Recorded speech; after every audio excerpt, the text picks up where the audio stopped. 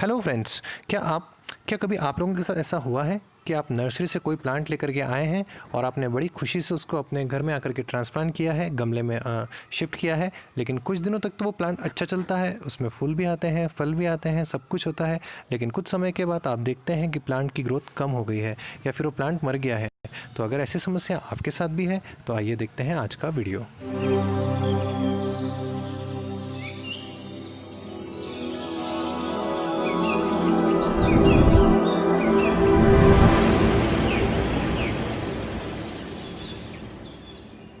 लोगों ने online plant order किया है तो वो प्लांट आप तक आने के पहले हजारों किलोमीटरों का सफर तय करके आया होगा। वो बहुत डिहाइड्रेटेड होता है, तो उसे जितना जल्दी से जल्दी हो सके उतना जल्दी आपको पॉट के अंदर लगाना है। अगर आप नर्सरी से कोई प्लांट लेकर के आए हैं तो कम से कम हफ्ते भर तक आपको वेट करना चाहिए, जिससे कि वो प्लांट आपके यहाँ की हवा, आपके यहाँ की नमी का हैबिचुअल हो जाए।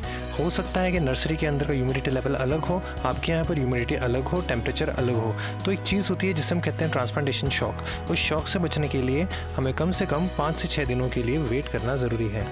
एक बार वो प्लांट आपके एटमॉस्फेयर के हैबिचुअल हो गया तो फिर आप उसे आसानी से ट्रांसप्लांट कर सकते हैं। सबसे इंपॉर्टेंट चीज़ है कि आप जब भी अपने पौधों को ट्रांसप्लांट करेंगे या फिर नर्सरी से लाए हुए पौधों को अपने घरों के गमलों में शिफ्ट करेंगे तो हमेशा ध्यान रखिए काम आपको शाम को ही करना है। कभी भी आप दिन में ये काम नहीं करेंगे, बिकॉज दिन में सनलाइट होता है और सनलाइट की वजह से प्लांट्स ट्रांसप्लांटेशन शॉक में आ जाते हैं।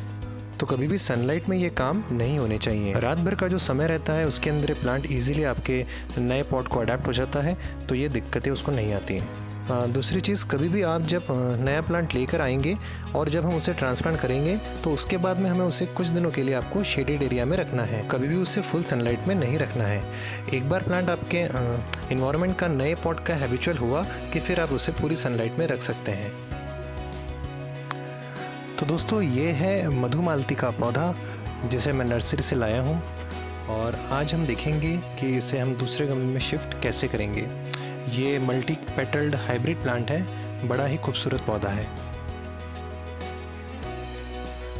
तो हम लेंगे एक 12 इंच का गमला और उसके ड्रेनेज होल्स को कवर करने के लिए हम बनाएंगे पत्थरों की एक परत।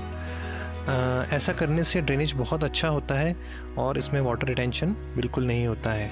वाटर रिटेंशन की प्रॉब्लम अगर आपके गमले में होगी तो आगे जा कर के रूट रोटिंग होने का खतरा रहता है। इसलिए मैं हमेशा नीचे की जो परत रहती है उसको पत्थरों से पूरी तरह से कवर कर लेता हूँ। अब पॉटिंग सॉइल के अंदर हम लेंगे गोबर खाद और गार्डन सॉइल 1:1 की रेशो में, और उसके अंदर हम डालेंगे 1 मुट्ठी नीम की खली और 1 मुट्ठी वर्मी कंपोस्ट। दोस्तों, नीम की खली एक नेचुरल इंसेक्टिसाइड, पेस्टिसाइड और फंगिसाइड होता है, इसलिए हर गमले की पॉटिंग मिक्स में 1 मुट्ठी नीम की खली डालने से आप आगे आने वाली बहुत सारी तकलीफ़ों से बच सकते हैं। अब हम इसे अच्छे से मिक्स करेंगे। दोस्तों, मैंने इसके अंदर परलाइट भी डाला है, लेकिन परलाइट का डालना ऑप्शनल है। आप चाहे तो डाल सकते हैं, आप चाहे तो इसे मिस कर सकते हैं। परलाइट बेसिकली डालने से आपके पॉटिंग मिक्स को बहुत लाइट बनाता है, फ्लफी बनाता है और अगेन ये वाटर के ड्रेनेज सिस्टम में बहुत अच्छा रोल प्ले करता है। रूट्स के एयरेशन में भी इसका बहुत बड़ा रोल होता है।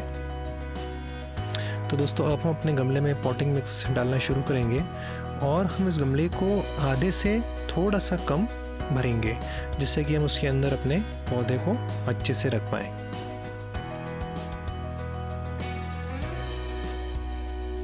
तो दोस्तों, अब हमें बड़ी ही सावधानी से अपने पौधे को नर्सरी के प्लांटर में से बाहर निकालना है। ध्यान ये रखना है कि रूट बॉल हम डैमेज ना करने पाए, बिल्कुल भी इसे डैमेज नहीं होना चाहिए। अब जैसे कि हम देख रहे हैं दोस्तों, ये पूरी तरह से रूट बाउंडेड है, मतलब ये जड़ें पूरी तरह से बंधी हुई हैं। इन जड़ों को हमें थोड़ा सा खोलना पड़ेगा, जिससे कि ये अब मिट्टी के अंदर इजीली मिल सके। तो हम एक शार्प इंस्ट्रूमेंट को लेकर के नीचे के हिस्से की और साइड के हिस्से की मिट्टी को बड़ी ही सावधानी से, बड़े ही केयरफुली उसको हम अलग करेंगे।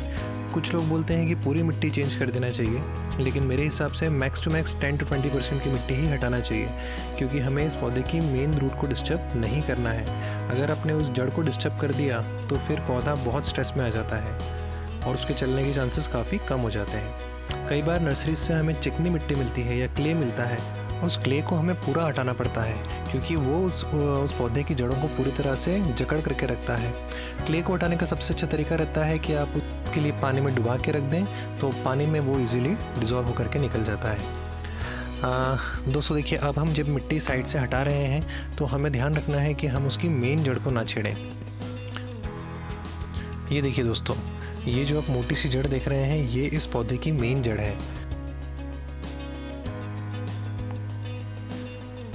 तो देखिए दोस्तों, अब हमने इस प्लांट की जड़ों को चारों तरफ से खोल दिया है, लेकिन इस मेन रूट को हमने नहीं छेड़ा है। अब ये पॉट करने के लिए तैयार है। तो दोस्तों, अब हमने अपने इस रूट बॉल को बड़े ही आराम से उस गमले के अंदर रख दिया है जिसके अंदर हमने पॉटिंग मिक्स भरा था। अब बची हुई जगह के अंदर हम अपना पॉटिंग मिक्स अच्छे से भर लेंगे। तो दोस्तों, अभी हमारा मधुमालती का पौधा ट्रांसप्लांट हो चुका है। अब हम इसे पहली बार अच्छे से पानी भरेंगे, अच्छे से इसे पानी देंगे जिससे ये स्ट्रेस में ना आ पाए, और इसे किसी शेडेड एरिया में आने वाले 3 से 4 दिनों के लिए रख देंगे। तो अब 3 से 4 दिनों के बाद हमारा पौधा पूरी तरह से तैयार हो चुका है कि अब हम इसे पूरी तरह से फुल सनलाइट के अंदर रख सकें। और अब मैं उम्मीद करता हूँ कि ये बहुत जल्दी ग्रो करेगा और इसमें हमें बहुत अच्छे अच्छे रंग बिरंगे फूल और खुशबूदार फूल देखने को मिलेंगे। तो दोस्तों, उम्मीद करता हूँ कि आज की वीडियो में दी गई इन्फॉर्मेशन आप लोगों को अच्छी लगी हो। और अगर आप लोगों को वीडियो अच्छा लगा हो तो प्लीज़ इसे लाइक करिए, इस पर कमेंट्स करिए, हमें अपने सजेशंस दीजिए, और यदि आपने सब्सक्राइब ना किया हो अभी तक तो इसे जल्दी से सब्सक्राइब करिए। तो दोस्तों, बने रहिए इन लैप ऑफ नेचर के साथ और मिलते हैं अगले वीडियो में। तब तक के लिए हैप्पी गार्डनिंग, गुड बाय।